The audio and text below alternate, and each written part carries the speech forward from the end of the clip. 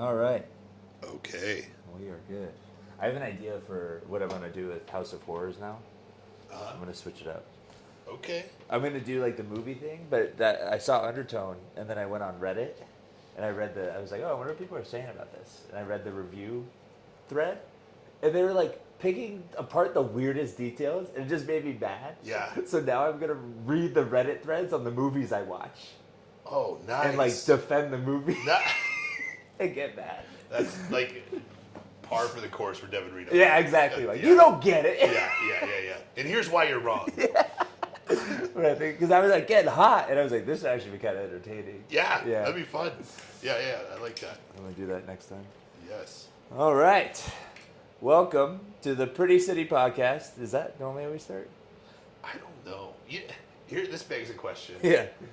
Do we like wait until we nail the intro and then re-record that and play that every time, or is part of the charm us stumbling through the intro? I think so too. I think that's part of the charm. I think so. Yeah. So, welcome to the Pretty City Podcast. Take two. This is Devin Reno. I am a surgical assistant, online physique and performance coach, and least successfully, but most importantly, independent wrestler. Also, I'm going to steal your thunder, one half of the Pretty City Express, Devin Reno. The book ended. There you go. I am Christopher Landon Anthony Streeter, also known as CLAS. I am a clinical psychologist. Yes, that's a doctor, and also a independent professional wrestler. The other half of the greatest tag team in the history of the world, the Pretty City Express. Gosh dang right. GD right. I got, actually, before we get into it, I got in trouble with my nanny the other day. What? Yeah, because I told her about like what's coming up, Yeah. about all that, and she goes, listen, you're going to be very successful, and this is is part of that. She goes, but stop using the Lord's name in vain. And I was like, all right, Nani, I'm sorry. She's like, she's very religious. Yeah. I am not quite religious, but that's a different story. Yeah. And she was like, just don't. Like, he's looking out for you. You want him on your good side. Yeah. And I was like, yeah, but it's a character. It's the intensity. She goes, for me. And I was like, all right. Uh-huh. So I have to watch my mouth now when it Okay. comes to that. First of all, I didn't know that was a curse word. It's like a low-level curse word. Yeah. Yeah. Because I said it in that promo Yeah. at Rocky Mountain, and they were like, hey, you can't curse. And I went, Yeah. I don't curse. What did I say? Yeah. And they said the GD, and I went, that's a curse. They were like, we air on a Christian channel. And I went, all right, that's my definitely bad. a curse. Yeah, sorry. But yeah, it's like considered a curse. So I think like it was a bad habit I think developed. like the lowest level is the HE double hockey sticks, and Yeah. then above that is GD or Got just it. D. But, okay, so D works. Yeah. Or D is the same level? I think so. Oh. Maybe GD is a level above just the D. Maybe. Yeah. Okay. But those are like the low level curse words. Yeah. From my knowledge. It's so weird. Yeah. All right. But like, and then I noticed that on TV they're getting more lax with what you can say. Like not only in wrestling, but on the news, on like sportscasters and stuff like that. Like people are saying the other word for butt a lot. Yeah. That's not even a curse word at this point. Yeah, the female dog, that's thrown around every once in a while, and then sugar, honey, iced tea. Yep. Yeah. Yep. So people are getting more lax on curse words, but it's also I think still considered a curse word. It's like just the F word, I think. Yeah. Like the gnarly ones, like the F and the C word. Yeah. The C word's above the F word, but it's like stuff like that. Yeah. Those are still universally known as curse words. Yeah, so strange. So yeah, no more GDs and promos. I got to hold myself to that. Is that so? She listened to a promo. Yeah, I don't know which one because I say it a decent amount. You know, because I get intense. Like, and that's like, I don't want to curse just like I don't want to drop F-bombs just to drop them and stuff like that. But like I said, I didn't consider that a curse word. So yeah. But for Nani, and I should be better about it. Like it's like in wrestling. Like if somebody takes a spot that you do or a move or something, I don't go, well, that's more. I go, I have to be more creative. Right. So why don't I have that mentality towards promos? That's fair. So at first I was like, all right, and then I went, you know what? I'm being lazy. Yeah. Like I should just think of a more articulate way to say whatever I want. It's just curse words. Like I hear comedians talk about this because there's like the big debate between like a clean comic and dirty comics sure, yeah. with curse words, and there's just like if you use curse words appropriately, it just really like hits that exclamation point on the like end of a sentence. Yes, if you use it appropriately. If you use it appropriately, so it's tough, but it's easy to get a point across, or easy to get a joke across, or a promo across. So yeah, there's other ways to do it, obviously, because there's plenty of clean comedians who are extremely successful, and wrestlers who don't curse, i.e. all of WWE, pretty much. Pretty much. Even they're loose with it now. They're getting looser with it for sure. Yeah, The Rock showed up. So, that was so funny. Yeah. Because everyone, I remember reading, and I don't know if this is true or not, but there were people complaining, not just whatever I read from the dirt sheets, but also there were fans complaining, why does The Rock get to cuss? Why can't... And the answer is just, he's The Rock. Yeah. Like, I mean, what else he can do whatever he wants, and everyone was like, all right. Like, what are you going to say to that? Andy's on the TKO board. Which he made it part of his thing. Uh-huh. I'm the boss, and I can do whatever I want, which means cuss. Yes. And in real life, it's like he's the biggest draw. Yeah, he can do whatever he wants. We're not going to tell him no. Yeah. I thought that was so funny. Kind of like in the Attitude Era when Stone Cold was throwing around curse words every once in a while. Like, you didn't see anybody else doing it. Yeah. But he threw a few of them in there to his like repertoire. Yeah. And he was the middle biggest finger. draw. Middle fingers. Literally, his taunt is the middle finger. Yeah. So, all right. We'll see. I'm going to try. We're not at the point where we need to get like a shot collar and like buzz you every time. No, not yet. Okay. We'll see how I adjust without further intervention. Yeah, that's fair. Okay. How was your week? My week was all right.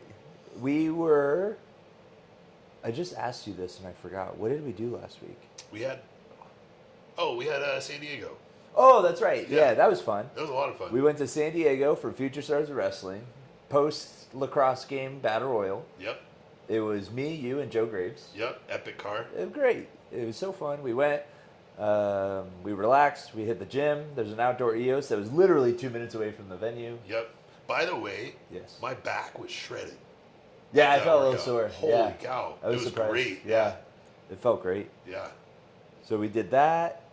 Good locker room. Had a lot of fun. Great locker room. Talked to Che Cabrera for like an hour. Yep. Because he was early as hell. Yep. As HEW hockey sticks. And so we were the first ones there. Yep. With him. So that was a lot of fun. Yeah. Good old DeFalco. Yep. Hung out with DeFalco. Yeah. It was a good time. We did, I think one of the highlights was definitely the meet and greet, quote unquote. I forgot about that. Yeah, that was so fun. It was so fun. Basically, they had so they split us into groups of 4 or 5, and they kind of put us around the stadium so that when the game got over and the crowd funneled out, they were walking by wrestlers wherever they were at, and then they'd have an employee there to take pictures and like kind of organize it and keep control. And so our group was me and you, Joe Graves, and Brian Cage. Yep. Shout out Brian Cage for keeping his shirt on and making us feel good. Yeah, thank you. Thanks for that. Yeah. Because he was dealing with some like travel issues with Melissa. Yeah. And so we weren't even sure if he was going to he was there at the show, but make the meet and greet because he had to work with DeFalco to work all that out. And he's a pro, so he made it. He was like, I'll meet you guys up there. We had the representative bring him. He was a pro. Yep. But I don't know if they fully explain, because we didn't even really know what was happening. We had no clue They were just like, yeah, there's a meet and greet. We go, what does that mean? Are we set? Like, I asked Joe. I went up and I went, do you want us selling something for you? He goes, well, if you have merch. Wait, no, I did not bring merch to the arena. Yeah. I just want to know, are we selling Future Stars of Wrestling? Right. Is there a lacrosse game I should be promoting? Are Right. there things we're giving out? A table? Like, what are we doing? Yeah. He goes, just take pictures. I was like, okay. Like, that's even worse. So then we get up to, and the lady, she was super cool. The person who was helping us out was like, hey, we're just going to be here. So we're just standing in the concourse in our underwear with the boots and knee pads on. And we were just kind of like, okay. And people just walked by. And when they started really filtering out, they got all excited. Yeah. And people were wasted. We saw one girl who she brought her son, her friend, all at different occasions. So we saw her like 4 times. Yep. And the best part was at one point her husband showed up. And hey! He was cool. It was fine. Yes. But it was a great bit. Yeah, it was awesome. But yeah, so that was a lot of fun. There was something to that. Sounds like it was honestly my worst nightmare. Like I don't know what to expect. Yeah. But I feel like if you're in wrestling for so long, at some point you just accept that the craziness happens. It's just normal. So it's so easy to snap into character. Yeah. Because I had so much. I don't like people. Yeah. I'm not a people person. In like normal real life, I'd like to think I'm pretty introverted. Sure. When we travel, Class does the talking. He handles everyone. I just kind of like mind my own business. So I was just dreading this. And then as soon as we're in gear, and I think it helps that we're together. I was going to say 100%, that, so we can play off each other. Yeah. But then it's, okay, we're going, Yeah. you know. And we didn't even really know Brian. We've only seen him a couple times. Yeah. But I think we were, like, he was able to warm up because of that. He Yeah. just jumped right in, and we're already making fun of the kids and talking trash to the moms and the dads, and he just, like, filtered right in. Yes. So I think we did a good job disarming everyone. Yeah. I think it was a lot of fun. I think people enjoyed it, and they were excited. So, yeah, it was good. Yeah, fun show. We did not win the Battle Royal, unfortunately. Got thrown out by the Wolves Daddies. We did, yeah. So that happened. And then work for me this week was kind of just disjointed, as we said earlier. Just different surgeons on different days than normal. They were splitting days. We were fitting in surgeries where we could. Had me and Golly were on this facelift the other day. Like we were just cooking through it. So that was cool. Yeah. That was a cool moment. And yeah, it was very, there was, so normally in the facelifts, a little insider info. Okay. I'll leave, like we'll do the neck, platysmoplasty, we'll do one side of the face, and then I'll go eat. Okay. Because they're long surgeries. And my teammate, my other scrub tech, will come in and relieve me. I'll go eat for like 30 minutes, 45 minutes, an hour sometimes, do miscellaneous activities. Yep. Like for sterile processing and stuff, and then I'll come back in. When I left, I went over to the break room to go eat, and then my mom was there, and she had me do something, so I was like talking to her, and then I see Golly walk by, and I went, "How we doing?"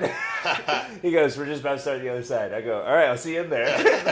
It was just like, oh, the two people who were doing the surgery, and he, same deal, like he went, grabbed some water, and then went back in. Gotcha, so it was cool, but it is funny how, I mean, the surgeries are long, man. Like 7-8 hours. That's a long time. Yeah. And so we help each other out for sure. Yep. Just like standing, and I assume he's not like upright in perfect posture. You're probably leaning over and stuff, right? So it's well, he gets to sit down.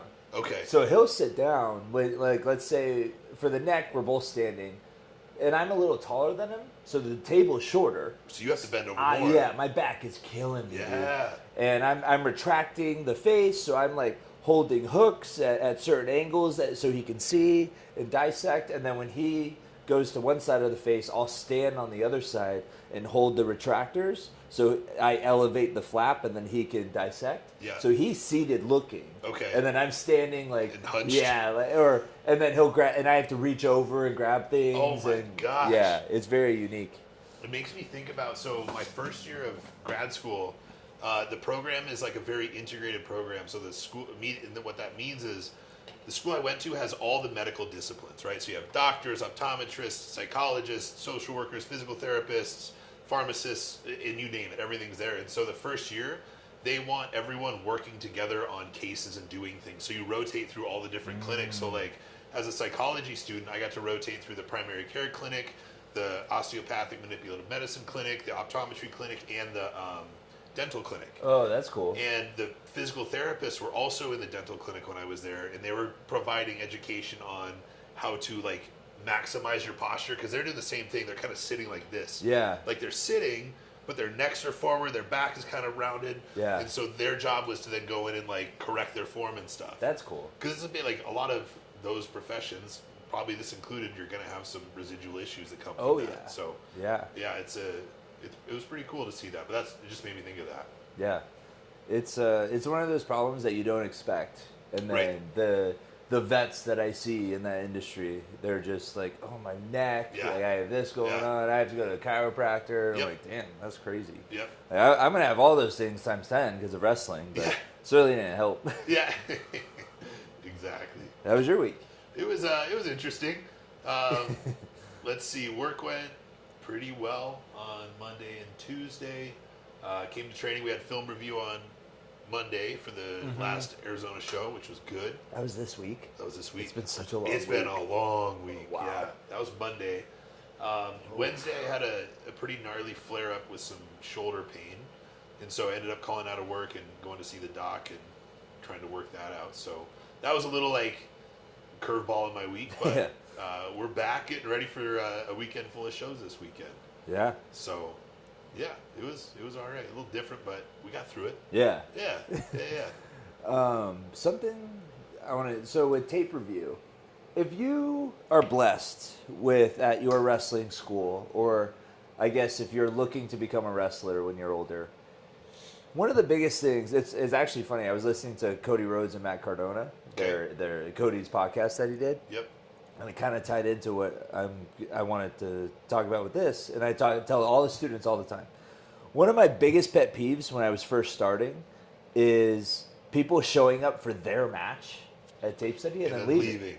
Yes. Because when I was younger, everybody always talked about, if you want to be the main event, you should stay for the main event. Yeah. You should see what those guys are doing. You should see what they go through. You should see the feedback they get when they come back through the curtain. And don't hover, but be there. And then that way, if they see you, they go, oh, this guy cares. This girl cares, you know? And if we have a trainer like Dom, Gallo, Max, especially for us, like he's helped us a ton. Yep. But we specifically wait for Max to be available to go over the shows because he has such a unique brain. Yep. And I remember I was a student and I'm like, okay, that's what people do. We stay until the main event. And I want to be in the main event, so I'm going to stay to hear what Max has to say about it. Yep. And everyone would leave. So by the time, and to be fair, it goes long. Like tape studies go till about 10. Yeah, when usually we're out at 9. Yeah. So they're long nights, and those days I was a personal trainer. We having to be up even earlier than I am now. My first client was at 4:30, so I'd be up at 3:45, and I would stay until 10, 11, 12, talking with Max about the show and the matches and picking his brain. And people don't do that. Yeah. And so when I started becoming a leader, that was something I really got on people about. Yeah. And I was just like, hey, you can leave. I'm not going to make you stay.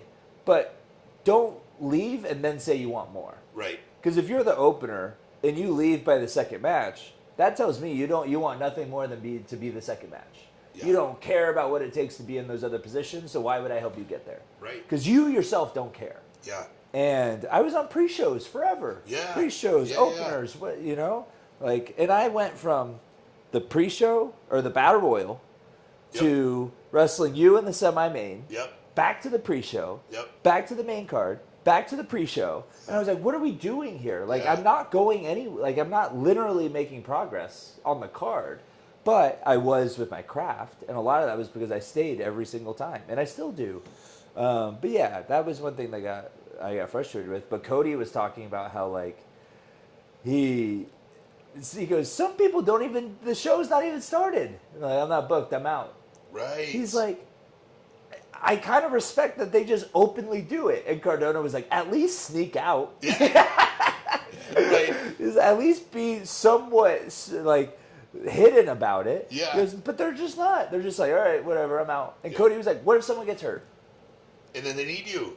What if we misplaced the book? You know what I mean? Like, what if we need you? 100%. And it's like, yeah, no. And he goes, there's a classic, and obviously I've never been there, but Cody was talking about Bags by Gorilla 2 matches before the end. Like, I get that, whatever, you know, like you're gonna sneak out, but you're like, I'm here. He goes, that's okay, but. And then Bailey said something else I where... just saw that. Yeah. Yeah, I just saw it. I think it was because this Cody one caught traction. Okay. But Bailey on the podcast was like, everybody's asking the main eventers to watch their match and get the feedback, but then doesn't stay for theirs. Yes. That would drive me crazy, bro. Yes. If I was like, wait, so you want my spot, and you're going to waste my time to ask me to watch yours. I'm going to watch, give you feedback, And then when you actually have an opportunity to see what it takes, you're leaving? Yeah. That's not congruent. It doesn't make any sense. To me, and again, I'm nobody, but to me that shows I am asking these questions because I was told it looks good. Yeah. Right. You're checking a box. You're checking, you don't care. Yeah. If you cared, you would stay and watch. Yep. Just my opinion. I'm not there. I don't know. I know people have flights and media and all. I don't know. I don't know exactly what it takes. Yeah. I'd like to think I do. Yeah. But like Max always says, you're not ready.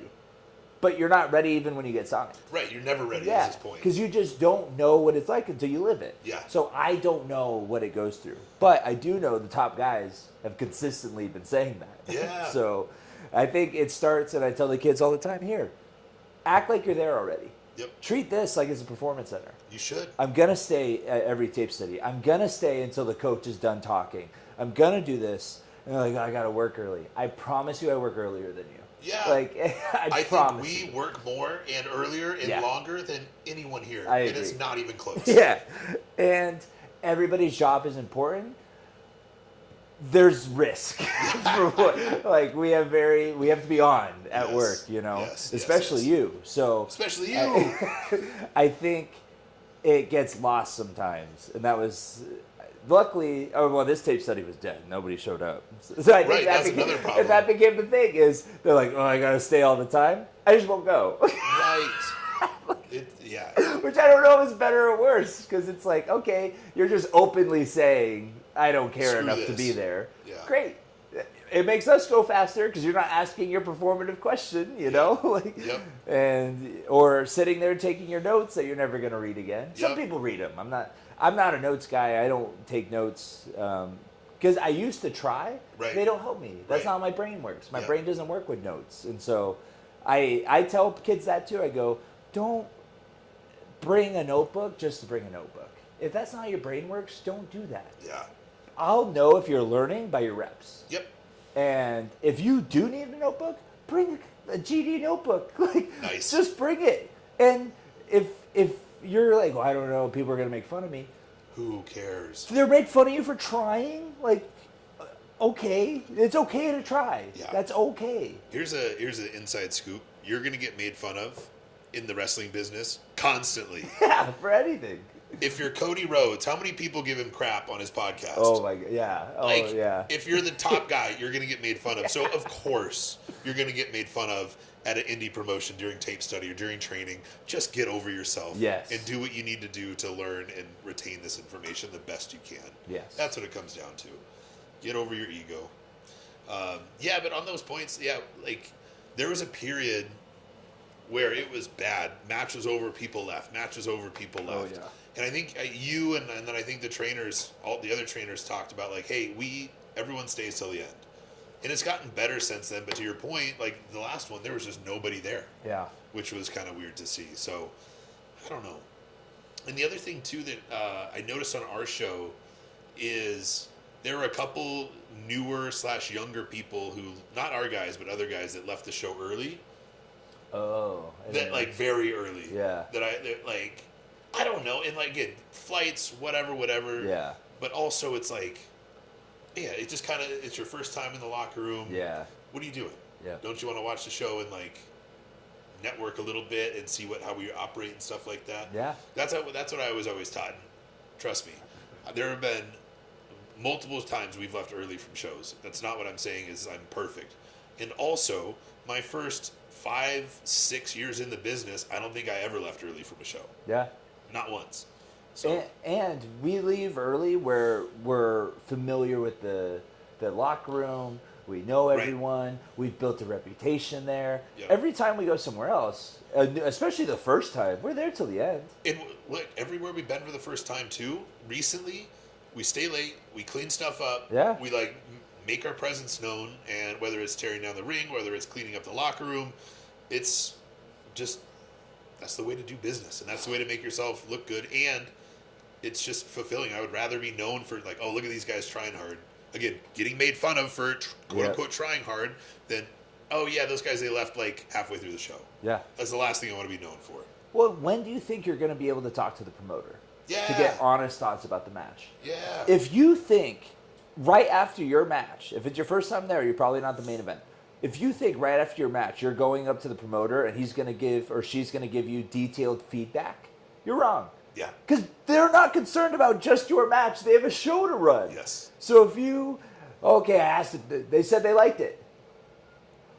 Great. They could have just said that. Like, Yeah. they don't know. Yeah. They haven't had time to reflect on the whole show and how it, because afterwards, if you talk, they go, oh, you know what? I actually didn't like how you did this. Right. Because this is what, that's how you get real feedback. Yeah. Sheik. Yep. Sheik would, I worked for Sheik for a year on the pre-show. Yep. Never even really acknowledged me. Would Yep. say hi and thank you, but Yep. like never acknowledged me. And then we had a great talk after one of the shows because he goes, yeah, you've been getting good. You've been getting better, blah, blah, blah. He goes, I've been watching. And then he goes, I just think you need this, this, and this. And he needed to see that I was worth the investment of his time. And he was like debriefing after, okay, lights are on, fans are gone, we're good. Yeah. We successfully had another show. And Sheik ran PCW Ultra, if you guys aren't familiar, which was one of the hottest indies In the country. yeah. For a few years there, for sure. And so I think that really opened my eyes to, oh, you're not getting honest, true feedback until afterwards, when the dust is settled and you can actually see their vision for what they want. Because you might think, this is a great show, leave early, and they go, man, we could have done better. Yep. Or, wow, that was one of our weaker ones. You Yep. know, you don't know their quality and what they're looking for until you actually have a chance to talk with them, and they have a chance to go, all right, what am I thinking about right now? Yeah. I'm not putting out fires. I have a chance to recover and relax and actually think about what just happened. Yeah. So, And for the people who do that, who go up right after their match, how was it? How was it? And they go, yeah, it was good. Here's another secret for you. They either don't remember because they haven't had time to think about it, or they didn't like it. or they didn't watch. Or they didn't watch. Right. So if you're going up to the promoter right after your match and going, what'd you think? And they go, oh, cool, it's good. And then you hang your hat on that. Yeah. That's false information. Yeah. Like, that's, to your point, go up after the show if you need to go up and have a conversation about it. It's because, yeah, in the middle, there's just so many things going on. Even in our little PCWAZ show, there's a bazillion things happening during the show, including the show. Yeah. And so it's just like, I don't have time to sit here and give you detailed thoughts and feedback. I need time to process. I need time to think about it. So just take that as a lesson and don't hang your hat on. The promoter said it was good, and then I don't need to talk to him anymore. Yep. Yeah. Old man rant. Solid rant. All right. Are we on to the... Oh, the segment. Yeah. All right, let's hear it. Da-da-da. Da-da-da. Welcome to ClasCenter. Yeah. Nailed it. Let's go. All right, so I'm gonna do this one a little different. I'm gonna kind of structure it like a card. We have a couple undercard things, and then we have the Okay. main event. So first and foremost, guys, this has been eating at me since we did the last ClasCenter. I reported, talking about the World Baseball Classic, that in 2023 the U.S. beat Mexico. I was wrong. I feel bad that I was wrong because in my head it was like, well, the U.S. went to the championship, so they would have had to beat Mexico. They did not. They played in pool play, and Mexico beat the U.S., hence part of their historic run. Really? Yeah. So That's they beat them cool. in pool play, and it was here in Arizona too. Right. And so for all the Mexican fans, my bad. Mexico beat the U.S. Very American thing of you to do, by the way. 100%. Yeah. Yeah. No, we won. We won. Yeah. We definitely. Rewrite I just assumed. history. Yeah, we won. That's right. That's right. Got to stay consistent. Go USA. So there's that. But another story: World Baseball Classic wrapped up. U.S. in the finals against Venezuela. Venezuela ended up winning. It was. I know you said you're kind of aware that the game was happening. Yeah. It was a really interesting game. It was kind of slow. Venezuela was up 2-0 for most of the game. I want to say it was the top of the ninth. Bryce Harper. Have you heard of Bryce Harper? I feel like my grandpa used to talk about him. Yeah, phenom kid, dropped out of high school at 16 to go to junior college to play baseball and get drafted. Whoa. He was okay. like prodigy. Yeah. Multiple MVP awards, like stud, absolute stud, will be in the Hall of Fame someday. Hadn't done much throughout the whole tournament. Hits a 2-run bomb to center field to tie the game in the ninth inning. That's wow. Okay. Insane. And then, bottom of the ninth, Venezuela comes up. One guy gets walked, And then a batter or two later, another guy hits a home run or a base hit to knock the guy in. Game over. Venezuela And that wins. wins it, right? That's That's Yeah. cool. Yeah. So great tournament, incredible game, a lot of fun. Like we talked about it last time, but the Italians with the Nespresso and the kiss, like it's just cool to see all the excitement around the baseball classic. And so congratulations to Venezuela. Nice. And, U.S. loses in the finals again. So. Wow, wow. Wah. Wait, so is it every year? Every 3 years. Oh, every 3 years. Okay. Oh, yeah, you told me that. There was a big gap because the U.S. won in 2017. The next one was going to be That's 2020. right. COVID happened, so they canceled it until 23. Yeah. Yeah, that's cool. Yeah. So this next story is developing right now. Okay. I just got a notification on it as I walked in. So, Tiger Woods. Yeah. Of course. Yeah. Probably greatest golfer of all time. Go. Do you know his history with... His wife. There's that. This plays into everything. Okay, of course. History with the wife, history with substances and getting in trouble and DUIs and such and such. I knew about the DUIs. Was he a partier? He Like recreational drugs? from my understanding, it's like opioids. Like his Sure. body's messed up. Yeah. Because he had a type of swing. I didn't really know what they meant by this when I was younger, but people who knew golf said the way he swings is going to completely jack his back up. Huh. And so he's had a lot of surgeries and stuff like that. So Sure. drinking and then the painkillers. Okay. So history of DUI. There's a famous video of him getting pulled over in Florida. Of course it's in Florida. Of course in Florida. So this morning I got a notification a couple hours ago saying that last night Tiger Woods was involved in a rollover crash. No way. Yes. And he just announced that he was playing this tournament that he is involved in right now and coming back from an injury. So he's played 2 days. Whoa. Rollover crash. As I was walking in, I got the notification saying, let me see if I can pull it up. Tiger Woods was arrested and charged with DUI, property damage, and refusal to submit per the Martin County Sheriff in guess where? Florida. No way. Yes. Showed signs of impairment and was arrested at the scene on suspicion of DUI. Come on, man. So this greatest golfer of all time just can't get out of his own way. I don't understand athletes, especially at that level. Uber, man. Like, you have so much money. How do you not pay someone $50,000 a year? Just drive me. Just drive me. Just drive. I'm sure there's somebody out there Yeah. who'll go, okay. Yeah. You can afford more than 50. You can get away with 50, I'm sure. Well, check this out. I think I told you one of my buddies had a bachelor party in Vegas. One of the guys in the wedding or the bachelor party is in the NFL. Yeah. And there's a car service for Right. all NFL players that they can call at any time in any major city It's so crazy. to avoid situations like this. What are you doing, man? Yeah.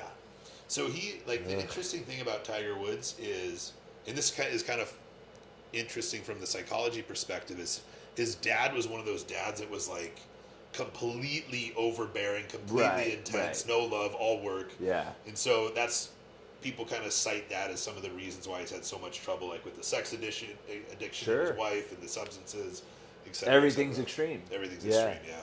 Sad. Super sad. So I guess more to come on that. And his son's golfing now. His son's golfing. It doesn't seem like he's the prodigy that Tiger is, but he's trying. He's doing well. It sounds like he's trying to break into the the tour and stuff like that. I don't know if he's quite there yet. Oh, I think it turned off. Okay. Gotcha. Okay. Yeah. That's unfortunate. That I know. sucks.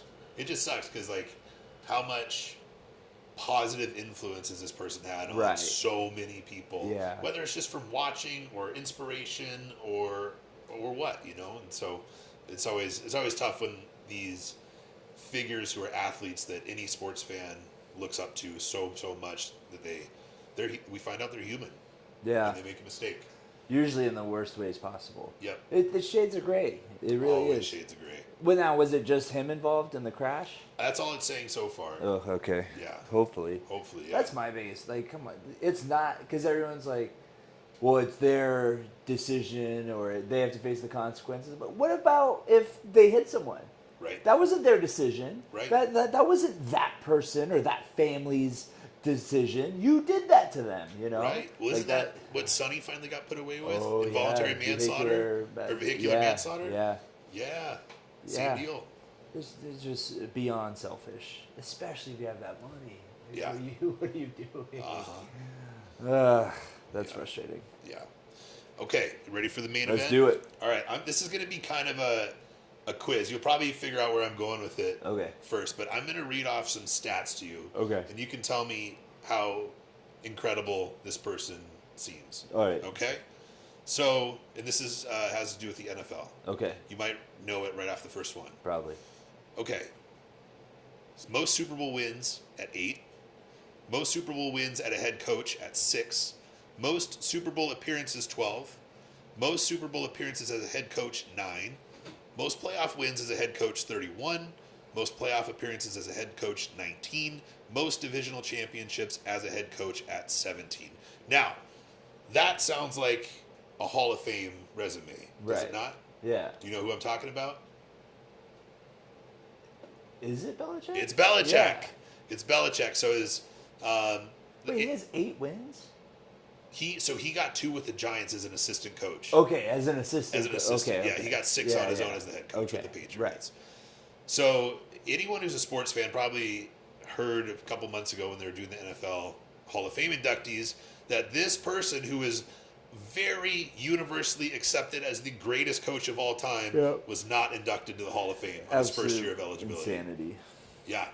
And so I was just, like, everyone kind of has their theories and their thoughts about it. And I was looking up just some of the kind of general reasons that are hypothesized about why he didn't get in. And things that came up was like Spygate, Deflategate, his relationship with the media, and then stuff like that, which it's like, okay. And this just goes back to, like, there's been a lot of kind of shade thrown at the Hall of Fame voters in multiple sports recently about being quote unquote like nerdy guys who hold a grudge. Yeah, it's too personal. It's so personal.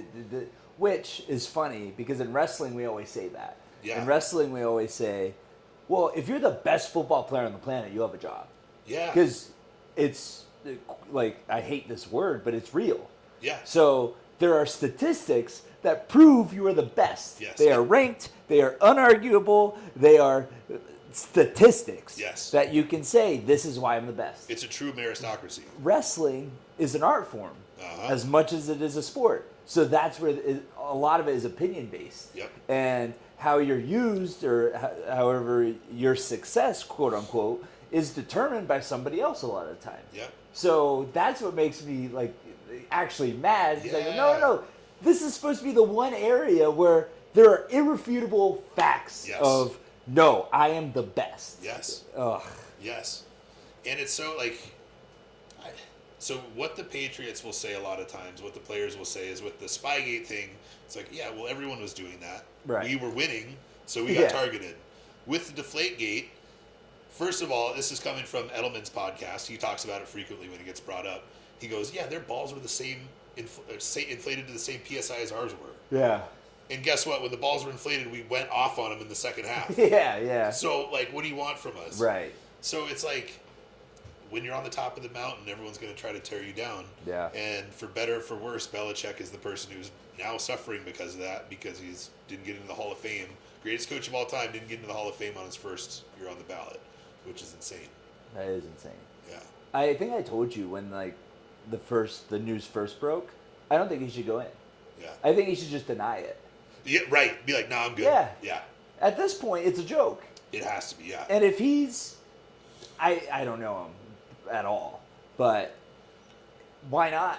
Yeah. Why not be the greatest coach of all time who refused the Hall of Fame? Because to make it look stupid. Yeah. Okay, you're gonna use a personal grudge or whatever to keep me out of it. I'm good. Yeah. You deserve all the backlash, and also now the entire function of the Hall of Fame is tainted because I'm not in it. Yeah. He refused the invitation. Why not? Yeah. At that point, it's just, all right, dude. Yeah. You don't get it. Yeah. Because they need him more than he needs it. Yeah. He's got the records. He's got all the stats. Yeah. He doesn't need it. Yeah. Can you imagine if he's just, I'm good. Yeah. Everyone knows I'm a Hall of Famer. Yeah. I don't need you. Yeah. That's never been done before. It would be I know, insane. and it would be insane. I don't think I could do it because that means something to me. I would. It's honestly one of my goals to be in the Hall of Fame, the Pro Wrestling Hall of Fame. It's one of my goals since I was a kid. So it would be really hard for me. And again, it's subject-based or subjective and all that with wrestling, so it's a little different. But if it's that crazy and that, why not? I know. Why not just say, no, I'm good. Right. Y'all keep that. Right. And then put in your will or something, you may not induct me after I die. Right, yeah, posthumous. Yeah. No posthumous. Interesting. Because they need to get permission, I'd imagine. I would assume from So his you estate have or explicit something. written, you will not do this. Yeah. What a baller move. That would be a power move. Yeah. I was looking it up too, man. So you said like it's always been a dream of yours to get into the Hall of Fame, and I have to assume at some level that would be his dream too. He's been coaching since 1975. Yeah. So he's been in football his entire life, which is crazy. So you have to imagine that it's somewhere in like his quote unquote inner child is like pushing for it. But at what point do you, to your point, say this is a joke? Yeah. This is a complete joke. You guys are salty with me because I won, and you're not happy with the tactics I use because you tried to dig up all this dirt when all the other teams are doing the same thing to an extent. Yeah. You know? I don't know. Insane. I hope he doesn't go in. That'd be sick. Yeah. I hope he refuses. Yeah, right. Gets his nod. He should be. Yeah. I don't know.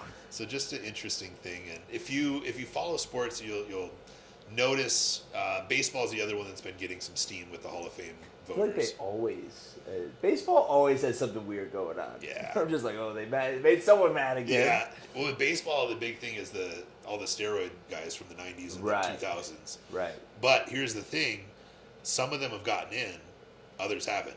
Yeah. So people are like, it's got to be all or none. Yes. Dude. It's got to be all or none.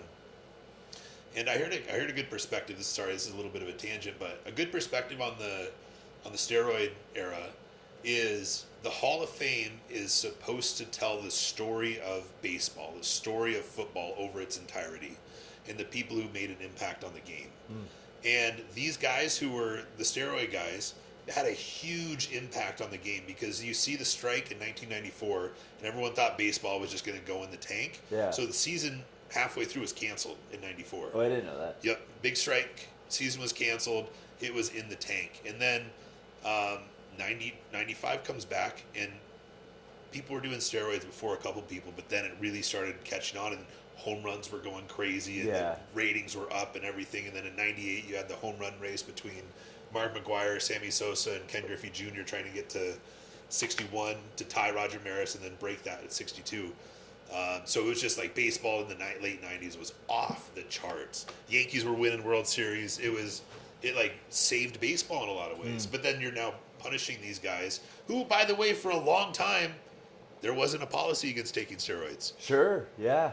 You know? Yeah, that's a good point. It's just an interesting thing. And so the Hall of Fame writers are very against that, and there's other weird things that they have issues with. So whether it's the NFL, whether it's the MLB or any other sports league, it's an interesting thing to follow who's getting into the Hall of Fame and why, and especially who's not getting in and why. Yeah. Something to follow.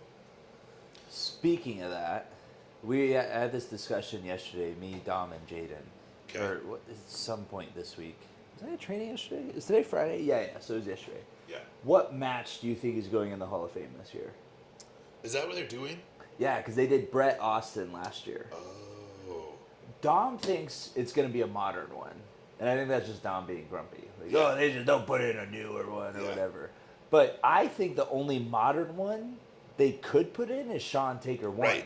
Yeah, you're right. You're right. And that's almost 20 years old. Isn't that crazy? Yeah.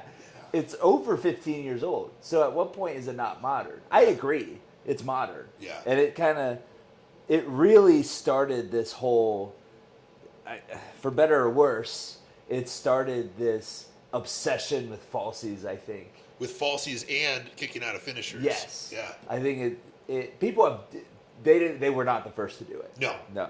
But in terms of seeing the reaction, and they're over, and it's 30 years of two of the most prolific characters in wrestling. Like, yes. Of course, they could have done anything. It would have been awesome. Yeah. They just happened to have one of the best matches ever because of that, you know? Yeah. So I I think I was talking with Jaden had a good point. He said Hogan Andre. That was one of my thoughts. Right. Yeah. Especially with Hogan dying and all the things, like Yeah. I don't see how you don't do that. It had an argument to be the first one, I think. Bret Austin was a unique choice. Yeah, I don't disagree that it shouldn't be in. No. 'Cause it's one of my favorite matches, but I agree it's not one of their like marquee matches. But in terms talked of about. the business, it certainly changed the business. So I think 100%. that is why I'm not arguing it at all. It was just like, oh wow, okay, that's for the first one ever. I thought for sure Hogan Andre, Right. but I think it deserved it. I wonder Hogan Andre, Hogan Rock Hogan Rock is up there. Yeah. I don't know, but I don't know if they would do that right now. Yeah. I don't. What other ones do you think? Another one that comes up is Perfect and Brett. So that's what Jaden said. I don't know. Look, it's probably one of the greatest in-ring matches Right. ever. I just don't know if they'll put it in for that. Well, and that's what I'm trying to think now is like, what? All right, what's the criteria? What's the criteria? What's Yeah. the criteria? Because I think any person who's a wrestler will look at that as one of the greatest matches of all time, but I don't know if that has the same connection with the crowd, Right. in like popular culture, you know? Because Steamboat Savage 3. Again, another one, but that one's for the boys. Right. They appreciate what they did. So I think Perfect and Heart kind of goes under that. 100%. Where it's even fans say those are some of the greatest matches of all time. Yeah. But WrestleMania 3 was literally on the same card as Hogan Andre. Right. And that's what gets talked about all Yep. the time, you know? Yep. Yeah. It's a unique thing. That's the Hogan Andre match. The day Hulk slammed Andre, which it wasn't the first time Andre's Yeah. body slam. Well, whatever. But that's probably the most common wrestling memory or wrestling knowledge that non-fans have and share when they learn that I'm a wrestler and they want to Yes. share something from their own experience. Yes. There's that, and then there's oddly Snuka going off the cage in Madison Square Yep. Garden. A lot of people remember that one. Yeah. But like that's a moment. So if I was going to be a betting man, I would probably say Hogan Andre, just because of the cultural impact it had. Yeah. I was thinking the same thing. Because then at one point, I think the first like technical match that'll go in would probably be Brett Shawn from Mania 12. Yeah, The Iron Man. The Iron Man. I think. Yeah. But you still have like Shawn Razor from 10. Oh, the ladder match. Yeah, the ladder match, that'll go in at some point, I think. Well, and then people are thinking, what about when it stops being WrestleManias? You know, I don't know. Because a lot of the biggest matches ever are at Mania. At Mania, yeah. So the first non-Mania match is going to be really interesting. Ooh, I don't know what that would be. I don't know either. I think in like 10, 15 years, it's going to be Punk Cena That could be one. at for Money sure. in the Bank. Yeah, yeah, that could be one. Cody Roman in 20 years. Yep, Mania 60 or whatever. yep. The triple threat with Triple H, Randy, and Daniel Bryan. That's a pretty epic. Yeah. Because that was the first time one of the first times they like really tried not to give someone the rub. Yeah. And he overcame it. Yeah. And then how many people did that give hope to that they could make it in the business? Yeah. A under 6 foot, 185 pounder. Yeah. You know, That's true. I think that had a huge impact as well. That definitely changed wrestling. Yeah, yeah, yeah. That's kind of cool. The other one I'm thinking of, which I don't know how they would do this or if they would ever do this, but the greatest Royal Rumble of all time, one where Flair went start to finish. I thought you were talking about the greatest Royal Rumble. No. It's like for Titus falling. Chase the business. I don't remember him working that much afterwards. Yeah. No, that's true. 92, 08, where Cena comes back. Yeah. But and then the same thing with Brian. How's the relationship with the company?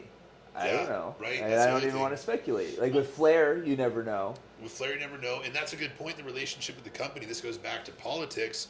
The Midnight Express and Cornette should be in the Hall of Fame. Yeah. But he's so openly critical of WWE. But to be fair, if you listen to his podcast, he puts them over when they do something that he thinks is good.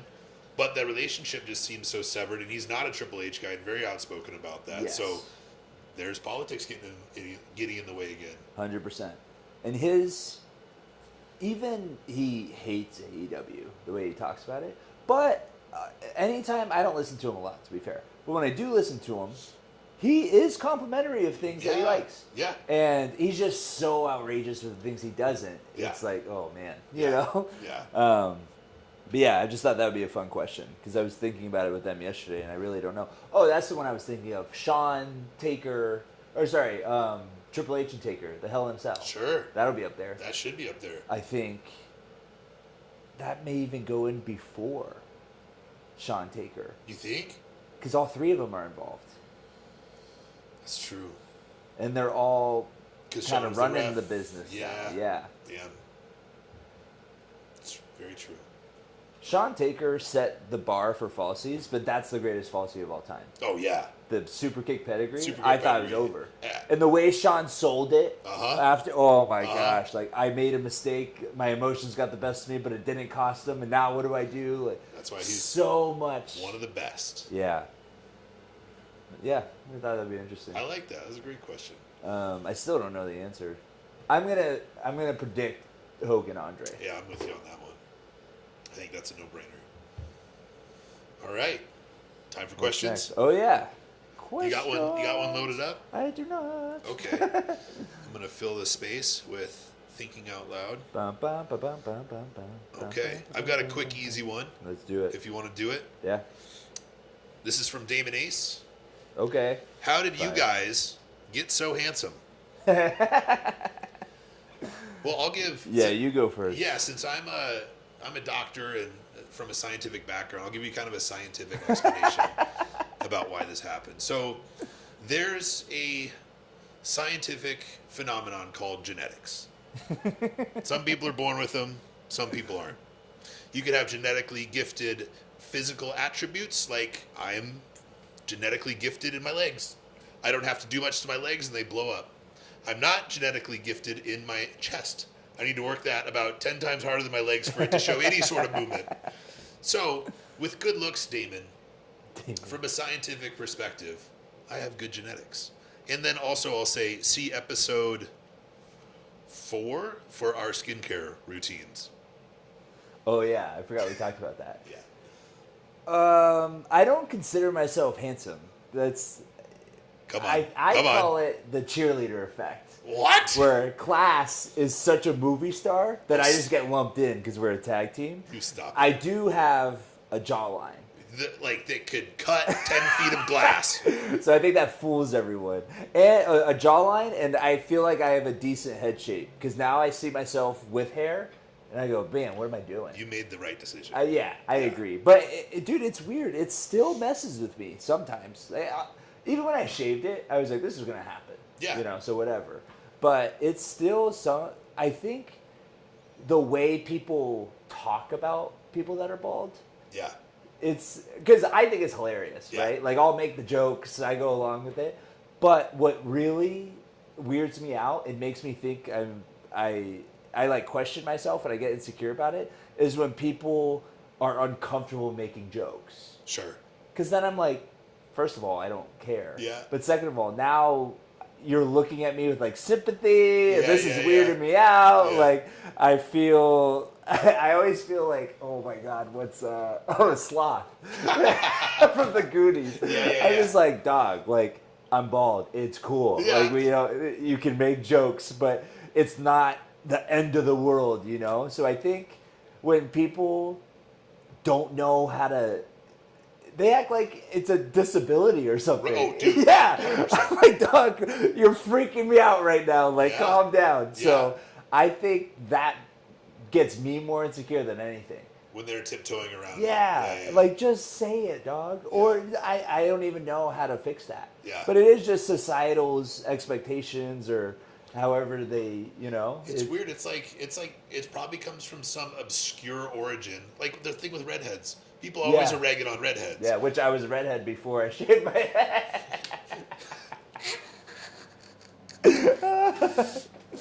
Either way. Yeah. Beautiful man. Oh, thanks. Yeah. But it is very, very weird. I will. Genetics plays a huge part. Oh yeah. Because there are a lot of times. My mom is a beautiful woman. My dad is a handsome man, and there's a lot of times where people see my mom, and one because I look older than I am.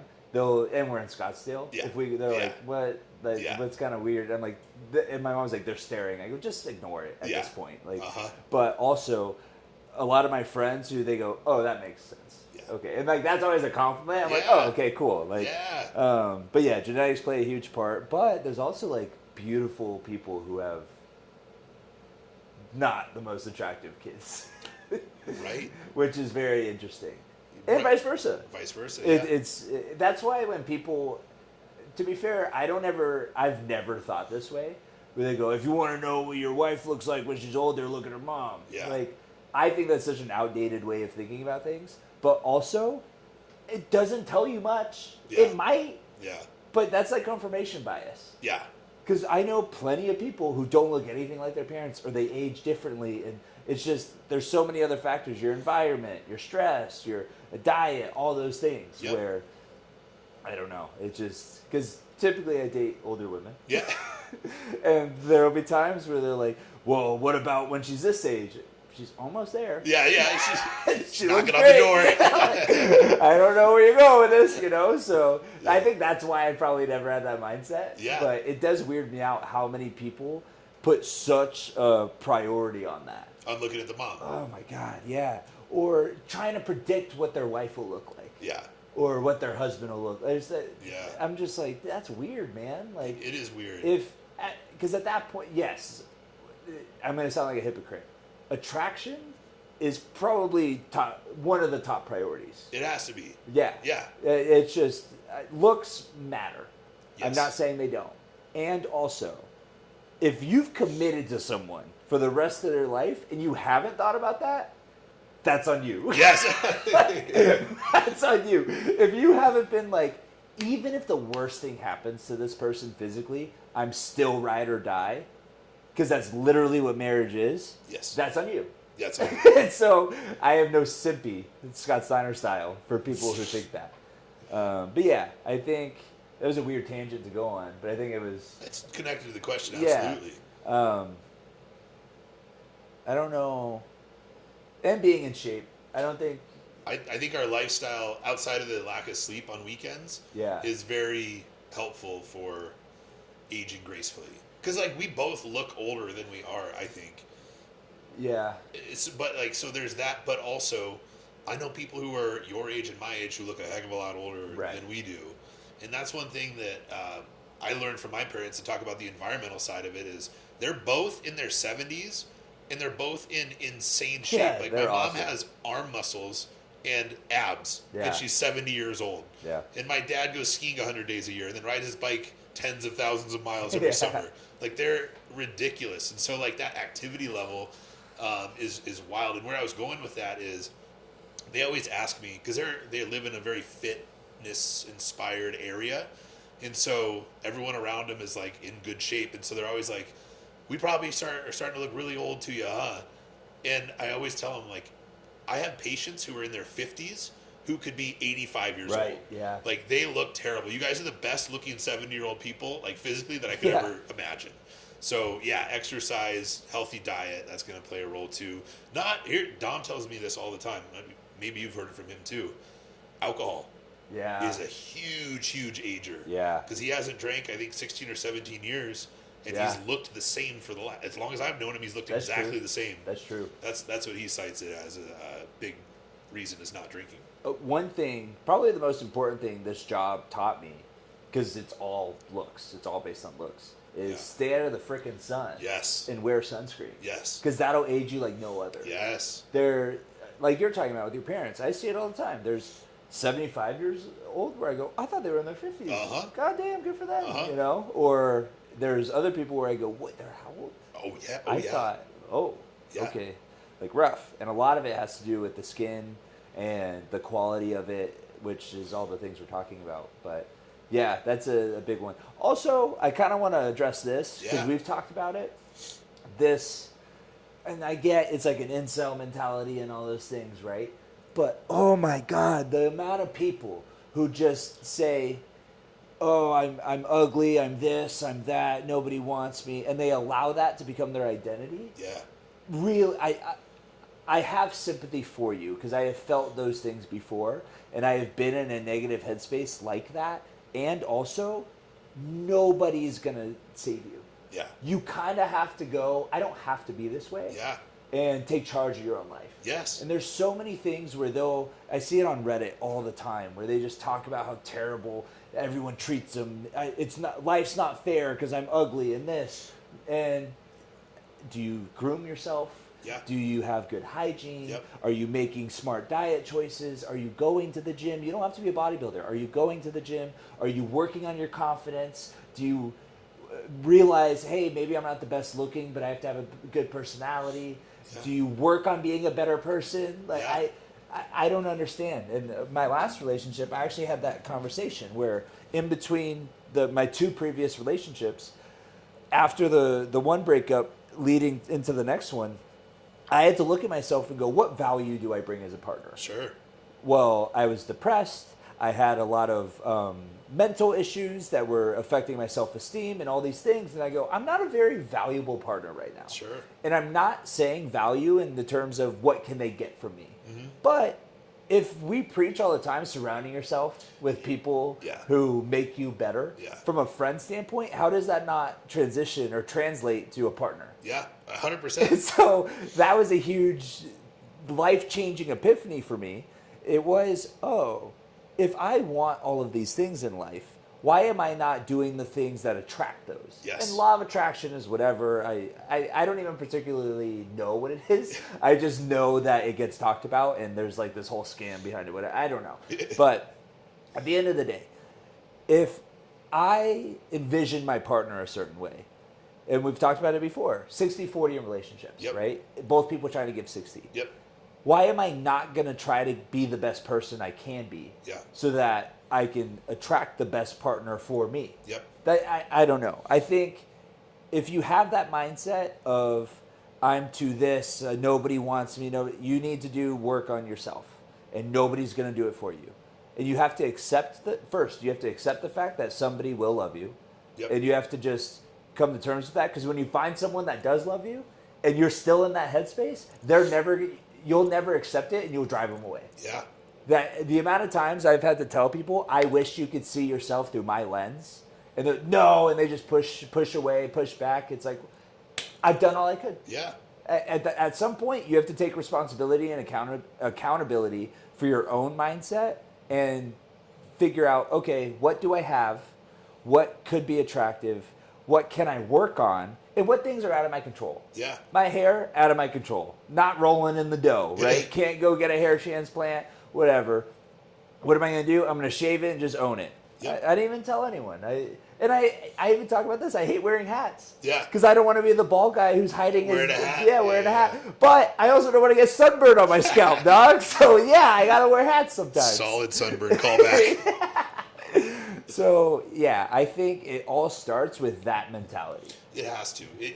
Focus on things that are within your control and accept that you're going to be loved by someone, but also accept that that's going to come from accepting what you are given by your genetics, and accepting that, okay, just because I'm not happy with what I was given doesn't mean I can't change a ton of things. It starts with you and it ends with you. And I tell this to my patients all the time, because a lot of people come in with issues like this, and it's like, you need to turn your attention inward instead of outward and going, this person doesn't like me because of this, I'm not getting this opportunity because of this, blah, blah, blah. Turn it inwards and focus on only making yourself better and raising your own value, because the more you raise your own value, it's going to come with confidence, it's going to come with self-esteem, and you're going to attract a partner who is going to recognize that and meet you where you're at.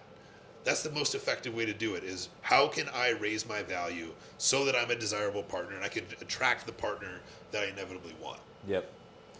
There's a lot of people who drive themselves crazy with that.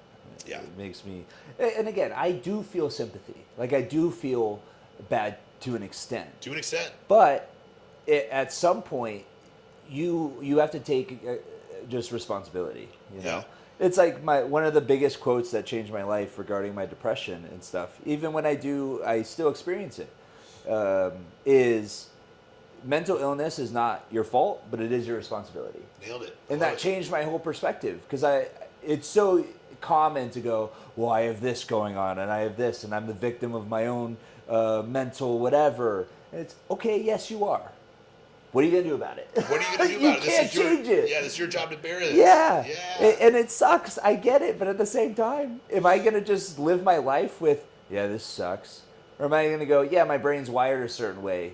I need to figure out how to work around that. Yeah. I think it starts with that kind of mentality. Absolutely. Absolutely. Kind of a crazy question to go off on. You didn't think you were getting that, did you, David? All right, let's see. I thought this would be an interesting one. Okay. Best workout music. Oh, let's go. All right. Because I go through stages. I kind of do too. But I've got a couple, like, if I need to perform at my highest level, yes. I have a couple go-tos. All right, go let's ahead. hear it. Oh, yeah, I guess I should go first. Yeah. So right now, because my workouts have been so intense, but I've been feeling really good in the gym. And a lot of it is because recently, my music, I don't even know what's playing. It's just like Yeah. white noise. Yeah. Okay. It was just weird because like halfway through the workout, I'll go, oh, I really like this song. Yeah. And then I go, oh my, I've listened to 5 songs and I haven't registered one of them. Sure. But I've been listening to this playlist that YouTube Music put together for me called Electronic Night Drive. Okay. And it's just cool EDM music. Oh, yeah. With like kind of a creepy vibe, Oh, yeah. but it's like upbeat. It's got some good drops. It's not dubstep.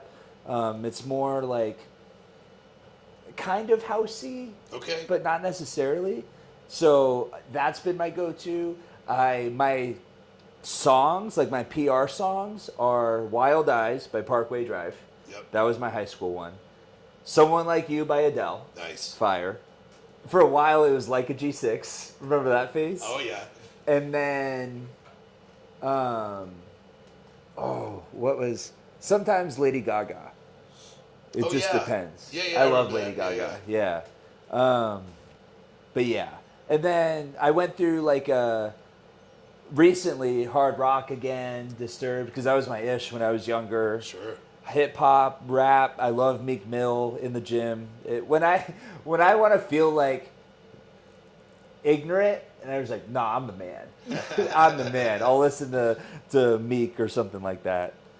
And sometimes it is kind of low key NF, West Coast stuff like that. But it's all over the place. And sometimes I'll listen to like Machiavelli Motivation, where it's like bodybuilders talking about their lifestyle with these cinematic music and going like so cheesy, bro-y stuff. But I'm like, yeah, I need Dorian yelling at me right now. Yeah, I'll listen to that. And the hardstyle remixes, all that. It all depends.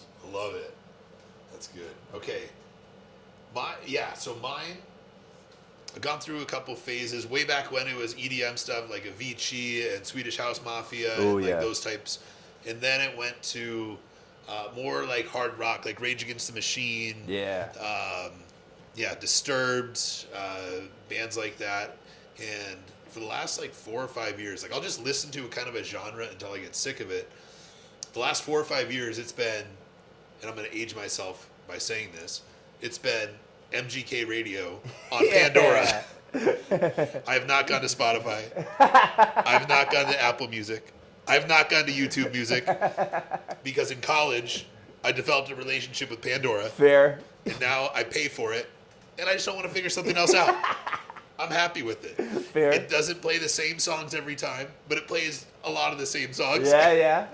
So I got a MGK, but then my go-to, for years, especially leg day, my go-to all-out max effort song when I know I might pass out or throw up is "Catch My Breath" by Kelly Clarkson. Oh yeah. One of the best. So good. And then lately, a couple others. "Choosing Texas" by Ella Langley, and then "Be Her" by Ella Langley are another couple good ones too. Yeah. Yeah. I thought that'd be a fun question because I don't think people expect it. No. It's like you see like videos on Instagram all the time about like they think I'm listening to such and such, but Yeah, really it's yeah. like the girly music. Yes. Which, yeah, so there's like definitely a culture for that, but the assumption for people not inside the headphones is like how you carry yourself, and I think we carry ourselves rather intensely, so they would Yeah. assume it's like, yeah, Disturbed or Rage Against the Machine or like some of those hardcore rock bands. Yeah. And really we're just bumping to Lady Gaga and Adele and Kelly Clarkson. Hell yeah. That's right. When I first started seeing that trend pop up, I went, "Oh, thank God!" Like, I know, it's not just normalized. me. Yeah. All right. Cool. Yeah. Sorry, I was looking at my playlist to see. You said Swedish House Mafia, or no, Frankenstein with Okay. A$AP Rocky. Remember I showed you yeah, that? yeah, That song yeah. goes hard. That's been my go-to recently. That and Natural Born Killers. Love that. I've been going crazy to that. And then, Fallen by William Black, or the William Black remix. That one was my PR song for a long time. Nice. So yeah, that's our workout music. Thank you, Ref Alex. Oh, Ref Alex of coming course. through He's again. got 2 8x10s coming. What I got it. Which your 8x10s will be on the way within the next week or so. Okay. I have a slower week next week, so I should have time. Nice. We like to do things in bulk. Yes, definitely a bulk thing. We're very busy. Yeah. All right. I think that's that. Sweet. What Where do are we at tomorrow? Oh, by the way, it's Friday. Yeah. We're at the Arizona Pro Wrestling Training Center. We're about to film a commercial Yep. for anti-vaping. Oh, this is anti-vaping? Anti-vaping. Well, all right. You're a pouch guy. You're all right. Yeah. Did you Yeah. see C-Bomb came out with pouches? No. Yeah. Really? Yeah. Interesting. Kind of a baller move. Yeah. But Okay. I think that's going to be the trend for pre-workouts now. Probably, yeah. The pre-workout, like, the nicotine pouches went so hard Yeah, that, of course, the fitness industry is getting on it. of course. Like, there's all the, like, the nootropic and the pre-workout pouches, and it just, yeah. I'm not a nicotine guy, but I did get the nootropic ones. Yeah. I use those for longer cases, and I like them. Yeah. Yeah. So we got that today. Okay. That's to film the commercial. Tomorrow, we're in Duke City Championship Wrestling Okay. with NWA New Mexico against Enrique Calderon and RJ Wild. Do they have a name? No. Yeah. They told me a name and it was very racist, so I'm not gonna say it. Racist against who? Just it was a racial identity driven name. And if I say it, it becomes racist. Understood. yeah. Definitely don't say it. Yeah. So we got them, and then Sunday we were in Las Vegas at the HyperX. HyperX. With Future Stars of Wrestling. So shout out Joe DeFalco. We'll see you soon. Yep. We miss you already. Yeah. Yeah. We had a good time. We got treated better by Joe DeFalco at this last San Diego show than he's ever treated us Oh before. yeah, he was in a great mood. Great mood. Yeah. There was catering. Yep. There was water bottles. There was 2 locker rooms that were inside. Yep. One was a gym. One was a gym. Incredible. It was awesome. All right, I have to go pee. Okay. We gotta end this. Yeah. All right, guys. Thank you for listening. We'll see you next week. Oh, we'll probably have the kids on. Yeah, we'll probably do on the way back from Vegas this Sunday. We will probably do another recording. Which, real quick question: Yeah.